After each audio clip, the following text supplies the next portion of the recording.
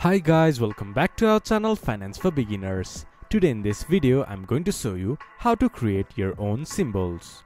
To do so, follow some simple steps with me. First of all, open your MetaTrader 5 application, then log into your account. Then this type of interface will appear in your screen. From the top menu bar, click to View. From here you can see symbols, or just press Ctrl+U. Then this type of interface will appear in the screen. Then choose the symbol that you want to change. Then you can see Create Custom Symbols. Click on it. From here choose any symbols that you like, or just go to Export from the bottom of the screen.